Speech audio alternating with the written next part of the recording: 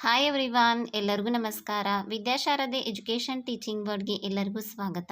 ಇವತ್ತಿನ ಈ ತರಗತಿಯಲ್ಲಿ ಇಂಗ್ಲಿಷ್ ಲ್ಯಾಂಗ್ವೇಜ್ಗೆ ಸಂಬಂಧಪಟ್ಟ ಹಾಗೆ ಅನ್ಸೀನ್ ಪ್ಯಾಸೇಜ್ ಮತ್ತು ಅದರಲ್ಲಿ ಬರುವಂತಹ ಗ್ರಾಮರ್ ಪಾರ್ಟನ್ನು, ಹಾಗೆ ನಮಗೆ 2020ರಲ್ಲಿ ಒಂದು ಪಿಕ್ಚರನ್ನು ಕೊಟ್ಟಿದ್ದರು.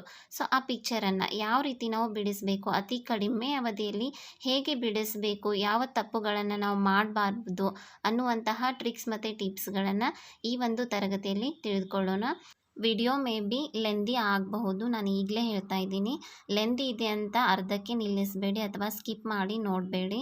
ವೆರಿ ಯೂಸ್ಫುಲ್ ಆದಂತಹ ಸೆಷನ್ ಆಗಿದೆ. ತುಂಬ ಒಂದು ವಿಷಯಗಳನ್ನು ಈ ತರಗತಿಯಲ್ಲಿ ನಾವೆಲ್ಲ ಚರ್ಚಿಸೋಣ. ಸೊ ಹೀಗಾಗಿ ನೀವೇನು ಮಾಡಿ, ಇಲ್ಲಾಂದರೆ ಸ್ವಲ್ಪ ಸ್ಪೀಡನ್ನು ಇಟ್ಟು ವಿಡಿಯೋವನ್ನು ನೋಡಿ, ಆದರೆ ಕಂಪ್ಲೀಟಾಗಿ ವಾಚ್ ಮಾಡಿ. ಹೇಗೆ ನಾವು 20 ಅಂಕಗಳ ಮೇಲೆ ಒಂದು ಇಂಗ್ಲೀಷ್ನಲ್ಲಿ ಪಡಿಬಹುದು ಅನ್ನೋದನ್ನು ಈ ತರಗತಿಯಲ್ಲಿ ತಿಳಿದುಕೊಳ್ಳೋಣ. ಜನ ಬಿಡಿಸ್ಲಿಕ್ಕೆ ಒಬ್ಬೊಬ್ಬರಿಗೆ ತಮ್ಮದೇ ಆದಂತಹ ವಿಧಾನಗಳಿರುತ್ತೆ. ಆದರೆ ನಾನು ಯಾವ ಒಂದು ವಿಧಾನವನ್ನು ಫಾಲೋ ಮಾಡ್ತೀನಿ ಅನ್ನೋದನ್ನು ಈ ತರಗತಿಯಲ್ಲಿ ಹೇಳ್ತೀನಿ. ಮೊದಲನೇದಾಗಿ ಡೋಂಟ್ ಅಂದರೆ ನೀವು ಏನನ್ನು ತಪ್ಪು ಮಾಡಬಾರ್ದು ಅಂತ. Don't read whole passage full and first. ಮೊದಲನೇದಾಗಿ ನೀವು ಎಲ್ಲ ಕಂಪ್ಲೀಟ್ ಪ್ಯಾಸೇಜನ್ನು ಓದ್ತಾ ಕೂಡ್ಲಿಕ್ಕೆ ಹೋಗಬೇಡಿ. Second don't read whole questions also. ಇಲ್ಲಾಂದರೆ ಫಸ್ಟ್ ಏನು ಮಾಡ್ತೀರಾ, ಒಬ್ಬೊಬ್ಬರು ಕಂಪ್ಲೀಟ್ ಎಲ್ಲ ಕ್ವಶನ್ಸ್ನ ಓದ್ತಾ ಕೂಡ್ತೀರಾ. ಸೊ ಈ ತಪ್ಪನ್ನು ಕೂಡ ನೀವು ಮಾಡಲಿಕ್ಕೆ ಹೋಗಬೇಡಿ. Third don't invest much time initially over different questions. ಅಂದರೆ ಡಿಫ್ರೆಂಟ್ ಆದಂತಹ ವೊಕ್ಯಾಬ್ಲರಿ ಮೇಲೆ, ಟೈಟಲನ್ನು, ಈ ಒಂದು ಪ್ಯಾಸೇಜ್ ಯಾವ ಟೈಟಲನ್ನು ಹೊಂದಿದೆ, ಈ ರೀತಿ ಪ್ರಶ್ನೆ ಬಂದಾಗ ಅದರಲ್ಲೇ ತಲೆ ಕೆಡಿಸ್ಕೊಂಡು ಅಲ್ಲೇ ಟೈಮನ್ನು ವೇಸ್ಟ್ ಮಾಡಲಿಕ್ಕೆ ಹೋಗಬೇಡಿ. ಎಲ್ಲ ಟೈಮನ್ನು ನೀವು ಅಲ್ಲೇ ಇನ್ವೆಸ್ಟ್ ಮಾಡಿದರೆ ಉಳಿದ ಪ್ರಶ್ನೆಗಳಿಗೆ ಯಾವಾಗ ಉತ್ತರವನ್ನು ಹುಡುಕ್ತೀರಾ, ಹೌದಲ್ವಾ? ಸೊ ಆ ರೀತಿ ಬಂದಾಗ ನೀವು ಅದನ್ನು ಸ್ಕಿಪ್ ಮಾಡಿ ಏನಾದರೂ ಒಂದು ಸ್ಟಾರ್ ಮಾರ್ಕ್ ಹಾಕಿ, ಏನೋ ಒಂದು ಮಾರ್ಕನ್ನು ಮಾಡಿ ಅದನ್ನು ಅಲ್ಲಿಗೆ ಬಿಡಿ. ನೆಕ್ಸ್ಟ್ ನಿಮಗೆ ಟೈಮ್ ಸಿಗುತ್ತಲ್ವ, ಕೊನೆಗೆ ಆ ಪ್ರಶ್ನೆಯನ್ನು ನೀವು ಅಟೆಂಡ್ ಮಾಡಲಿಕ್ಕೆ ಬರಬೇಕು. ಈಗ ಈ ತಪ್ಪನ್ನು ಮಾಡಬಾರ್ದಂತ ನೋಡಿದ್ವಿ. ಇನ್ನು ಏನು ಮಾಡಬೇಕು ಅನ್ನೋದನ್ನು ನೋಡೋಣ. ಸೊ ಈಗ ಪ್ಯಾಸೇಜನ್ನು ಅತಿ ಕಡಿಮೆ ಅವಧಿಯಲ್ಲಿ ಈಸಿಯಾಗಿ ಹೇಗೆ ಬಿಡಿಸಬೇಕು ಅನ್ನುವಂತಹ ಟ್ರಿಕ್ಸ್ ಮತ್ತು ಟಿಪ್ಸ್ಗಳನ್ನು ನೋಡೋಣ. ಫಸ್ಟ್ ಟಿಪ್ಸ್ ಏನು ಅಂತಂದರೆ, ಫಸ್ಟ್ ನೀವು ಏನು ಮಾಡಬೇಕು, ಫಸ್ಟ್ ಕ್ವಶನನ್ನು ಮಾತ್ರ ಓದಬೇಕು. ಆಮೇಲೆ ನೆಕ್ಸ್ಟ್ ಏನು ಮಾಡಬೇಕು, ರೀಡ್ ಫಸ್ಟ್ ಪ್ಯಾರಾಗ್ರಾಫ್ ಓನ್ಲಿ. ಯಾವಾಗಲೂ ನಮಗೆ ಪ್ರಶ್ನೆಗಳು ಹೇಗಿರುತ್ತೆ ಅಂದರೆ, ಫಸ್ಟ್ ಕ್ವಶನ್ಗೆ ಆನ್ಸರ್ ಫಸ್ಟ್ ಪ್ಯಾರಾಗ್ರಾಫಲ್ಲಿ, ಸೆಕೆಂಡ್ ಕ್ವಶನ್ಗೆ ಆನ್ಸರ್ ಸೆಕೆಂಡ್ ಪ್ಯಾರಾಗ್ರಾಫಲ್ಲಿ, ಈ ರೀತಿಯಾಗಿ ಅನುಕ್ರಮವಾಗಿ ಸಿಕ್ವೆನ್ಷಿಯಲ್ ಆಗಿ ಇರುತ್ತೆ.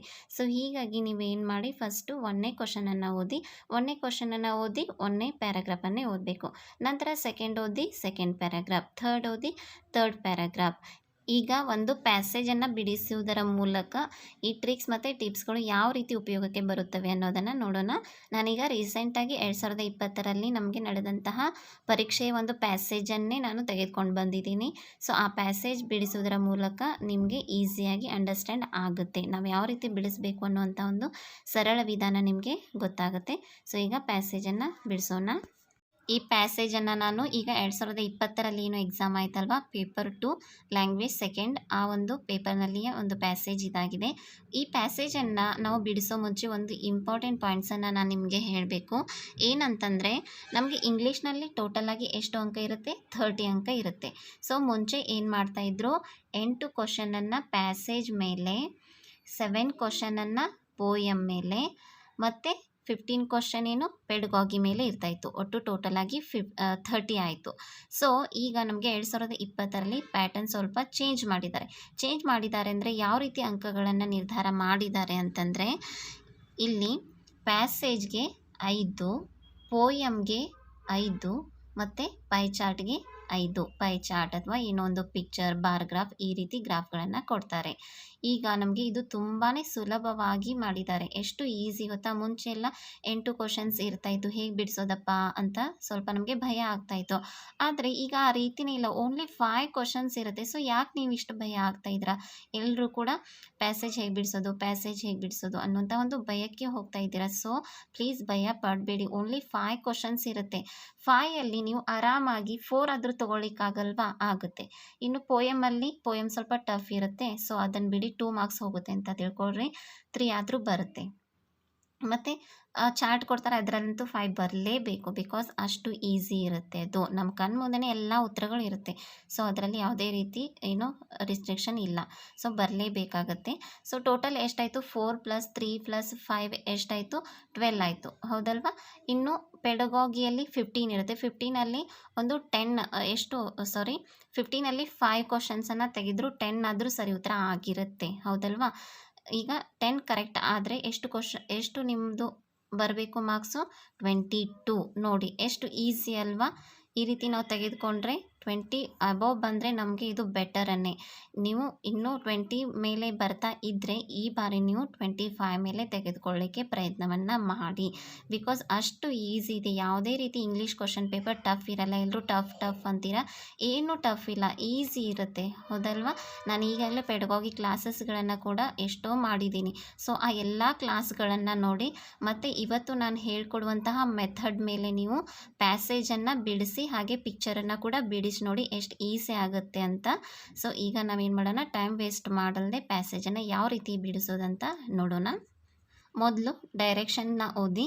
Questions 31 to 35. Read the given passage and answers the questions that follow by selecting the most appropriate option. ಅಂದರೆ 31 35 ನಾನು ಹೇಳಿದ್ದೆ ಅಲ್ವಾ 5 ಕ್ವಶನ್ಸ್ ಅಷ್ಟೇ ಇರುತ್ತೆ ಅಂತ. ಸೊ ನಿಮಗೆ ತಿಳಿಸ್ಕೊಡ್ಲಿಕ್ಕೇ ಅಂತಾನೆ ನಾನು ಈ ಒಂದು ಕ್ವಶನ್ ಪೇಪರನ್ನು ಚೂಸ್ ಮಾಡಿದ್ದು. ಈಗ ನಮಗೆ ಓನ್ಲಿ 5 ಕ್ವಶನ್ಸ್ ಇದೆ. ಸೊ ಹೇಗೆ ಬಿಡಿಸೋದು ಅನ್ನೋದನ್ನು ನೋಡೋಣ. ಫಸ್ಟ್ ನೀವು ಪ್ಯಾಸೇಜನ್ನು ಓದ್ಲಿಕ್ಕೆ ಹೋಗಬಾರ್ದು. ಹೌದಲ್ವಾ? ನಾನು ಏನು ಹೇಳಿದ್ದೀನಿ, ನೀವು ಫಸ್ಟ್ ಕ್ವಶನನ್ನು ಓದಿ. ಮತ್ತು ನಮಗಿದು ಕನ್ನಡದಲ್ಲಿ ಅರ್ಥ ಆಗಲ್ಲ, ಸೊ ಬಿಡಿಸ್ಲಿಕ್ಕೆ ಆಗಲ್ಲ ಅಂತ ಅಂದ್ಕೋಬೇಡಿ. ನಿಮಗೇನು ಕನ್ನಡದಲ್ಲಿ ಅರ್ಥ ಮಾಡಿಕೊಂಡೇ ನೀವು ಪ್ಯಾಸೇಜನ್ನು ಬಿಡಿಸಿ ಅಂದ್ರೇ ನಾನು ಅಂಕಗಳನ್ನು ಕೊಡ್ತೀನಿ ಅಂತ ಯಾರಾದರೂ ಹೇಳಿದಾರಾ? ಇಲ್ಲ ಅಲ್ವಾ? ಸೊ ಯಾಕೆ ಟೆನ್ಷನ್ ಆಗ್ತೀರಾ? ಸೊ ನೀವು ಕೀವರ್ಡ್ಸ್ಗಳನ್ನು ಫೈಂಡ್ ಔಟ್ ಮಾಡಿ. ಕೀವರ್ಡ್ಸ್ಗಳು ನಿಮಗೆ ಆ ಪ್ಯಾರಾಗ್ರಾಫಲ್ಲಿ ಸಿಕ್ಕಿತ್ತು ಅಂದರೆ ಉತ್ತರ ಸಿಕ್ಕಿದ ಹಾಗೇ. ಸೊ ಈಗ ನೋಡೋಣ ಯಾವ ರೀತಿ ಬಿಡಿಸ್ಬೇಕಂತ. First question, Robert went to the other side of the road because. ಈಗ ನಮಗೆ ಇಲ್ಲಿ ಒಂದು ಕೀವರ್ಡ್ ಸಿಕ್ತು. ಯಾವ ಕೀವರ್ಡ್ ಸಿಕ್ತಂದರೆ ಸೈಡ್ ಆಫ್ ದ ರೋಡ್. ಇದು ಎಲ್ಲಿ ಬರುತ್ತೆ ಅನ್ನೋದನ್ನು ನೋಡೋಣ. ಓಕೆ, ಈಗ ಫಸ್ಟ್ ಪ್ಯಾರಾಗ್ರಾಫ್ಗೆ ಬರೋಣ. ಇಲ್ಲಿ ನೋಡಿ, a small crowd had gathered around the entrance to the park. His curiosity aroused. Robert cross the road. ಬಂತು ನೋಡಿ, ನಮಗೆ ಕೀವರ್ಡ್ ಸಿಕ್ತಲ್ವಾ? ಕ್ವಶನಲ್ಲಿ ಏನಿತ್ತು? ಕ್ರಾಸ್ ದ ರೋಡ್ ಇತ್ತಲ್ವಾ? ಸೊ ಇಲ್ಲಿ ಕ್ರಾಸ್ ದ ರೋಡ್ ಅಂತ ಸಿಕ್ತು. ಇಲ್ಲಿಗೆ ಸ್ಟಾಪ್ ಮಾಡೋಣ. ನಮ್ಮ ಉತ್ತರ ಇಲ್ಲೇ ಎಲ್ಲೋ ಇದೆ. ಈಗ ಆಪ್ಷನ್ನ ಸ್ವಲ್ಪ ನೋಡ್ಕೊಂಡು ಬರೋಣ. ಈಗ ಆಪ್ಷನ್ ನೋಡಿ, he wanted to help the old man by giving him some money. Second question, he wanted to see why the crowd had gathered. Option 3, he was curious to watch the monkey's tricks. Option 4, he had seen one of his friends over there. ನಮಗೆ first paragraph ಓದುವಾಗ ಒಂದು keyword ಸಿಕ್ತು. Starting ಯಾವುದು ಸಿಕ್ತು? ಇದು crowd had gathered ಅಂತ ಸಿಕ್ಕಿದೆ. ಹೌದಲ್ವಾ? ಈಗ ನೋಡೋಣ ಫಸ್ಟ್ ಪ್ಯಾರಾಗ್ರಾಫಲ್ಲಿ. ಇಲ್ಲಿ ನೋಡಿ, ಅ ಕ್ರೌಡ್ ಹ್ಯಾಡ್ ಗ್ಯಾದರ್ಡ್ ಅಂತ ಇದೆ ಅಲ್ವಾ? ಸೊ ಇದೇ ನಮ್ಮ ಉತ್ತರ. A small crowd had gathered around the entrance to the park. His curiosity aroused. Robert crossed the road. ಅಂದರೆ ಅಲ್ಲಿ ಒಂದು ಗುಂಪಿರುತ್ತೆ, ಒಂದು ಜನರ ಗುಂಪು ಕೂಡಿರ್ತಾರೆ. ಸೊ ಅದನ್ನು ಯಾಕೆ ಅವ್ರು ಕೂಡಿದ್ದಾರೆ ಅನ್ನೋದನ್ನು ನೋಡಲಿಕ್ಕೆ ಕ್ಯೂರಿಯಾಸಿಟಿ ಆಗಿ ಅವನೇನು ಮಾಡ್ತಾನೆ? ರೋಡನ್ನು ಕ್ರಾಸ್ ಮಾಡ್ತಾನೆ. ಈಗ ಇಷ್ಟರೊಳಗೆ ನಮ್ಮ ಒಂದು ಉತ್ತರ ಸಿಕ್ಕಿದೆ. ಸೊ ಇದನ್ನು ಬಿಟ್ಟು ಇನ್ನು ನಾವು ಸೆಕೆಂಡ್ ಕ್ವಶನನ್ನು ಓದ್ತೀವಲ್ವ, ಸೆಕೆಂಡ್ ಕ್ವಶನ್ಗೆ ಇಲ್ಲಿಂದನೇ ನಾವು ಸ್ಟಾರ್ಟ್ ಮಾಡಬೇಕು. ಇದನ್ನು ಬಿಡಬೇಕು. ಈಗ ಸೆಕೆಂಡ್ ಕ್ವಶನ್ ನೋಡೋಣ. 32 question, the word pavement in the passage means. ಈ ರೀತಿ ಕೊಡ್ತಾರೆ, ನಮಗೆ ಒಂದು ವರ್ಡನ್ನು ಕೊಡ್ತಾರೆ. ಆ ವರ್ಡ್ ಏನು ಪ್ಯಾಸೇಜಲ್ಲಿ ಇರುತ್ತೆ. ಸೊ ಆ ಪ್ಯಾಸೇಜನ್ನು ನಾವು ಸ್ವಲ್ಪ ಓದಿ ಅರ್ಥ ಮಾಡ್ಕೋಬೇಕು. ಇದಕ್ಕೆ ವೊಕ್ಯಾಬ್ಯುಲರಿ ಬೇಕು. ಯಾಕಂದರೆ ನಾವು ಪ್ರತಿಯೊಂದು ಇಂಗ್ಲೀಷ್ನಲ್ಲಿರೋಂತಹ ಯಾವುದೇ ಒಂದು ಶಬ್ದವನ್ನು ಓದಿದ ತಕ್ಷಣ ನಮಗೆ ಅದು ಅರ್ಥ ಆಗಬೇಕು. ಅಂದರೆ ಅದರ ಒಂದು ಮೀನಿಂಗ್ ಏನು ಅನ್ನೋದು ನಮಗೆ ಗೊತ್ತಾಗಬೇಕಾಗತ್ತೆ. ಸೊ ಈ ರೀತಿ ಟಫ್ ಅನಿಸಿದರೆ ನೀವು ಇಲ್ಲಿ ಟೈಮನ್ನು ಇನ್ವೆಸ್ಟ್ ಮಾಡಲಿಕ್ಕೆ ಹೋಗಬೇಡಿ. ನಾನು ಫಸ್ಟೇ ಹೇಳಿದ್ದೀನಿ, ಏನು ಈ ರೀತಿ ವೊಕ್ಯಾಬ್ಯುಲರಿ ಮತ್ತು ಟೈಟಲ್ ಬಗ್ಗೆ ಕ್ವಶನ್ ಕೇಳಿದಾಗ ನಿಮಗೆ ಗೊತ್ತಾಗಲಿಲ್ಲ ಅಂತಂದರೆ ಬಿಟ್ಟು ನೆಕ್ಸ್ಟ್ ಈಸಿ ಕ್ವಶನ್ಸ್ ಏನಿರುತ್ತಲ್ಲ ನಿಮಗೆ ಗೊತ್ತಿರುವಂತಹ ಕ್ವಶನ್ಸ್ ಕಡೆಗೆ ಹೋಗಬೇಕಾಗುತ್ತೆ. ಸೊ ಈಗ ಇಲ್ಲಿ ಪ್ಯಾಸೇಜಲ್ಲಿ ನಾವು ನೋಡೋಣ ಪೇಮೆಂಟ್ ಅಂದರೆ ಏನಂತ ಇದೆ, ಯಾವ ಪ್ಯಾಸೇಜಲ್ಲಿ ಅಂದರೆ ಯಾವ ಒಂದು ಪ್ಯಾರಾಗ್ರಾಫಲ್ಲಿ ಈ ವರ್ಡ್ ಸಿಗುತ್ತೆ ಅನ್ನೋದನ್ನು ಕೂಡ ನೋಡೋಣ. ಇಲ್ಲಿ ಆಪ್ಷನ್ 1 ನೋಡಿ, a temporary tent which is used for a public entertainment. Second, a path at the side of a road for people to walk on. Third, a small building made of wood. Fourth, a roadside room. ಈಗ ಪ್ಯಾಸೇಜ್ನಲ್ಲಿ ನೋಡೋಣ. ನಾವು ಎಲ್ಲಿಗೆ stop ಮಾಡಿದ್ವಿ, ಹ್ಯಾಪನಿಂಗಿಗೆ stop ಮಾಡಿದ್ವಿ ಅಲ್ವಾ. So ಈಗ ಇಲ್ಲಿಂದ ಓದೋಣ. He found that the centre of attraction was an a old man with a performing monkey. The monkey's tricks he soon discovered were in no way remarkable. So after throwing a few pennies in the dirty hat which the man had placed on the pavement. ಸಿಕ್ತು ನೋಡಿ ನಮಗೆ pavement. Robert moved off along with other member of the crowd. Payment ಅಂದರೆ ಈಗ ನಮಗೆ ಒಬ್ಬೊಬ್ಬರಿಗೆ passage ಓದುವಾಗ ಅರ್ಥ ಆಗುತ್ತೆ ಪೇಮೆಂಟ್ ಅಂದರೆ ಏನಂತ. ಒಂದೊಂದು ಸಲ ಈಸಿ ಕೊಟ್ಟಿರ್ತಾರೆ, ಒಂದೊಂದು ಸಲ ಟಫ್ ಕೊಟ್ಟಿರ್ತಾರೆ, ನಮಗೆ ಬೇಗನೆ ಅರ್ಥ ಆಗಲ್ಲ. ಇಲ್ಲಿ ಈ ಒಂದು ಪ್ಯಾಸೇಜಲ್ಲಿ ಪೇಮೆಂಟ್ ಅಂದರೆ ಏನಂದರೆ ಪಾದಚಾರಿ ಅಥವಾ ಕಲ್ಲು ಹಾಸಿಗೆ ಅಂತ ನಾವು ಅಂತೀವಿ. ಅಂದರೆ ಈಗ ರೋಡ್ ಇರುತ್ತೆ, ರೋಡ್ ಸೈಡ್ ಜನರು ಹೋಗ್ಲಿಕ್ಕಂತಾನೆ ಸ್ವಲ್ಪ ಟೈಲ್ಸ್ ಹಾಕಿ ಪಾತ್ ಮಾಡಿರ್ತಾರೆ, ನೋಡಿದ್ದೀರಲ್ವ. ಸೊ ಅದಕ್ಕೆ ನಾವು ಪೇಮೆಂಟ್ ಅಂತ ಕರಿತೀವಿ. ಸೊ ಹಾಗಾದರೆ ಇದಕ್ಕೆ ಸರಿ ಉತ್ತರ ಯಾವುದು ಅಂತ ನೋಡೋಣ. ಇಲ್ಲಿ ನೋಡಿ ಸೆಕೆಂಡ್ ಒಂದು ಆಪ್ಷನ್ ಇದೆ, a path at the side of a road for people to walk on. ಅಂದರೆ ಜನರು ಏನು ಸೈಡ್ದಿಂದ ನಡುತ್ತಾ ಹೋಗ್ತಿರ್ತಾರಲ್ವ ಆ ಪಾತ್ಗೇನೇನು ಪೇವ್ಮೆಂಟ್ ಅಂತ ಕರೀತಾರೆ. ಇದನ್ನು ಒಂದು ವೇಳೆ ಬರಲಿಲ್ಲ ಅಂದರೆ ಪ್ಲೀಸ್ ನೀವು ತಲೆ ಕೆಡಿಸ್ಕೋಬೇಡಿ, ಬರುವಂತಹ ಕ್ವಶನನ್ನು ಮೊದಲು ಅಟೆಂಪ್ಟ್ ಮಾಡಿ. ಇನ್ನು 33 ಕ್ವಶನನ್ನು ನೋಡೋಣ. The noun form of perform. ಇಲ್ಲಿ ನೌನ್ ಫಾರ್ಮ್ ಈ ರೀತಿ ವರ್ಬ್ ಫಾರ್ಮ್ ಕೊಟ್ಟು ಅದನ್ನು ನೌನ್ ಫಾರ್ಮ್ಗೆ ಕನ್ವರ್ಟ್ ಮಾಡಿ, ಅಥವಾ ನೌನ್ ಫಾರ್ಮನ್ನು ಕೊಟ್ಟು ವರ್ಬ್ ಒಂದು ಫಾರ್ಮ್ಗೆ ಕನ್ವರ್ಟ್ ಮಾಡಿ ಅಂತ ಹೇಳ್ತಾರೆ. ತುಂಬಾ ಸುಲಭ ಇದೆ. ನಾನು ನಿಮಗೆ ಒಂದು ಈಸಿ ಟ್ರಿಕ್ಸನ್ನು ಹೇಳ್ತೀನಿ, ಒಂದು ಚಾರ್ಟನ್ನು ತೋರಿಸ್ತೀನಿ ನೆಕ್ಸ್ಟ್ ಸ್ಲೈಡ್ನಲ್ಲಿ. ಸೊ ಆ ಚಾರ್ಟನ್ನು ನೋಡಿದರೆ ಸಾಕು, ಇನ್ನು ಮುಂದೆ ಯಾವತ್ತೂ ಕೂಡ ನೀವು ಈ ರೀತಿ ಒಂದು ಕ್ವಶನ್ ಬಂದಾಗ ತಪ್ಪು ಮಾಡಲಿಕ್ಕೆ ಸಾಧ್ಯನೇ ಇಲ್ಲ. ಸೊ ಈಗ ಇದರಲ್ಲಿ ಉತ್ತರ ಯಾವುದಾಗುತ್ತೆ ಅಂತ ಹೇಳಿಬಿಟ್ಟು ನಂತರ ನೆಕ್ಸ್ಟ್ ಚಾರ್ಟನ್ನು ನಿಮಗೆ ಪರಿಚಯಿಸ್ತೀನಿ. ಸೊ ಇಲ್ಲಿ ಸರಿ ಉತ್ತರ ಯಾವುದಾಗುತ್ತೆ ಅಂದರೆ ಪರ್ಫಾರ್ಮೆನ್ಸ್. ಅಂದರೆ ಪರ್ಫಾರ್ಮ್ ದ ನೌನ್ ಫಾರ್ಮ್ ಯಾವುದು, ಪರ್ಫಾರ್ಮೆನ್ಸ್ ಆಗುತ್ತೆ. ಈಗ ನೆಕ್ಸ್ಟ್ ಸ್ಲೈಡ್ ನೋಡೋಣ, ನೌನ್ ಫಾರ್ಮ್ ಮತ್ತು ವರ್ಬ್ ಫಾರ್ಮ್ಗಳು ಹೇಗಿರುತ್ತೆ ಅಂತ. ಒಂದು ಚಾರ್ಟನ್ನು ಹಾಕಿದ್ದೀನಿ ನೋಡಿ, ನೌನ್ ಮತ್ತು ವರ್ಬ್ ಫಾರ್ಮ್ಸ್ಗಳನ್ನು. ನೌನ್ ಕೊಟ್ಟಾಗ ವರ್ಬ್ ಫಾರ್ಮ್ ಹೇಗೆ ಮಾಡೋದು, ವರ್ಬ್ ಕೊಟ್ಟಾಗ ನೌನ್ ಫಾರ್ಮ್ ಹೇಗೆ ಮಾಡೋದು ಅಂತ ನೋಡಿ. ಈಸಿ ಇದೆ, ತುಂಬ ಈಸಿ ಇದೆ. ಇನ್ನು ಮುಂದೆ ಅಂತೂ ನೀವು ಏನು ಉತ್ತರವನ್ನು ತಪ್ಪು ಹಾಕಿ ಬರಲಿಕ್ಕೆ ಸಾಧ್ಯನೇ ಇಲ್ಲ ಅಂತ ಅನ್ಕೋತೀನಿ. ಈಗ ಇದು ಅಕ್ಸೆಪ್ಟ್ ಅನ್ನೋದೇನು ನೌನ್ ಫಾರ್ಮ್, ಅಕ್ಸೆಪ್ಟನ್ಸ್ ಈ ರೀತಿ ಬರುತ್ತೆ ವರ್ಬ್ ಫಾರ್ಮ್ ಮಾಡುವಾಗ. Admire, admiration. Appear, appearance. Appearance NCE ಇಲ್ಲಾಂದರೆ TION ಇವು ಬರುತ್ತೆ. ಮತ್ತು ಅಕಾಂಪ್ಲಿಷ್, ಅಕಾಂಪ್ಲಿಷ್ಮೆಂಟ್. ಬಿಲೀವ್, ಬಿಲೀಫ್ ಇದು ನೌನ್ ಫಾರ್ಮ್ ಆಯಿತು. Collect, collection. Confess, confession. Collaborate, collaboration. ಈ ರೀತಿ ಕೊನೆಗೆ ಏನು ಚೇಂಜಸ್ ಆಗುತ್ತಲ್ವ ಅದೇ ವರ್ಬ್ ಫಾರ್ಮ್ ಆಗುತ್ತೆ. ಒಂದು ವೇಳೆ ನಿಮಗೆ ಅಕ್ಸೆಪ್ಟೆನ್ಸ್ ಅಂತ ಕೊಟ್ಟು ಅದನ್ನು ನೌನ್ ಫಾರ್ಮ್ಗಾಗಿ ಕನ್ವರ್ಟ್ ಮಾಡಿ ಹೇಳಿ ಅಂತ ಅಂದಾಗ ಈಸಿ ಆಗಬೇಕು. ಇದನ್ನು ಕಟ್ ಮಾಡಿ ತೆಗೆದೋಗಿಬೇಕು, ಕೊನೆಗೆ ಏನಿರುತ್ತಲ್ಲ ಅದನ್ನು ಕಟ್ ಮಾಡಿಬಿಡ್ಬೇಕು ನೀವು. ಏನು ಇಲ್ಲಿ ಮುಂಚೆ ಉಳಿಯುತ್ತಲ್ಲ ಅಕ್ಸೆಪ್ಟ್ ಅನ್ನೋದು, ಇದು ನಮ್ಮದು ನೌನ್ ಫಾರ್ಮ್ ಆಗುತ್ತೆ. ಇದೇ ರೀತಿಯಾಗಿ ಇಲ್ಲಿ ತುಂಬಾ ಉದಾಹರಣೆಗಳಿವೆ. ಈ ಎಲ್ಲ ಉದಾಹರಣೆಗಳನ್ನು ನೀವು ನೋಡ್ಕೊಳ್ಳಿ. ಈಸಿ ಇದೆ, ಏನೂ ಟಫ್ ಇಲ್ಲ, ತುಂಬ ಈಸಿ ಇದೆ. ಈ ರೀತಿ NCE ಬಂದಾಗ, TION ಬಂದಾಗ, ಆಮೇಲೆ ಮೆಂಟ್, ಮೆಂಟ್ ಬಂದಾಗ ಅಂದರೆ MENT ಮೆಂಟ್ ಅಂತ ಹಚ್ಚೋದು. NES ಎಂಟಿನೆಸ್ ಅಂತ ಹಚ್ಚೋದು. ಮೋಟಿವೇಟ್ ಕೊಟ್ಟಿರ್ತಾರೆ, ಮೋಟಿವೇಶನ್ ಅನ್ನೋದು.